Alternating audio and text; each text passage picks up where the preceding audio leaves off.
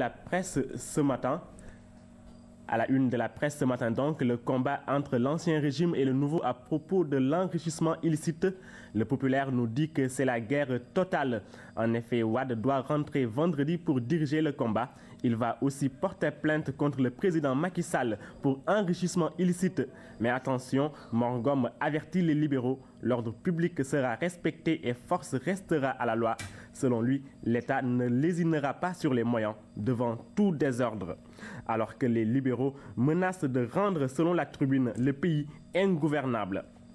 Dans le journal Le Quotidien, Wade annonce même que lui, citoyen, va porter plainte contre son chef d'État.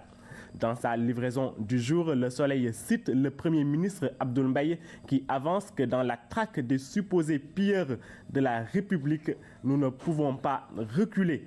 L'Union européenne soutiendra l'État, annonce aussi Abdoul Mbaye, le Premier ministre qui, selon le Pays au quotidien, pourrait faire l'objet d'une motion de censure.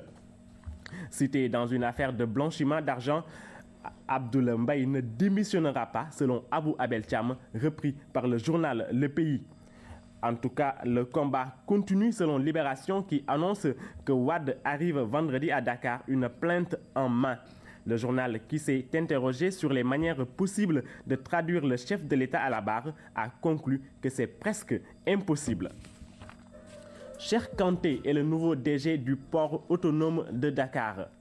Il est parti pour faire mieux que Bara Sadi dans la passation de marchés publics nébuleux. Libération s'est intéressée à la rubrique subvention du budget et à la procédure de passation du marché relatif au nettoiement du plan d'eau. Selon ce journal, il y a une violation flagrante dans ces deux exemples cités des règles élémentaires de transparence. L'affaire Béthio Thioune, c'est à la une de Direct Info. Selon ce journal, Béthio et Khadim Thioune pourraient payer la note de casse qui se chiffre à des centaines de millions parce que eux, contrairement aux prévenus, ils sont solvables. Le forum Mo Ibrahim 2012, c'est à la une du journal Le Soleil. La fondation qui organisait un panel sur la jeunesse africaine a convenu que les solutions aux problèmes des jeunes passent par l'éducation et la formation professionnelle. La Sénélec, nous en reparlons avec le Populaire qui nous dit que la situation de cette entreprise est difficile et que malgré les efforts de l'État, il n'y a pas eu de sortie de crise. La crise casamançaise va-t-elle finir un jour? On l'espère selon Walfadjri qui toutefois pense que la sortie de Nkrumah Sané ralentit en quelque sorte le processus de paix. Ce dernier n'est pas d'accord avec Macky Sall sur l'indépendance de la Casamance. En sport, le journal Stade nous apporte une nouvelle qui rassure.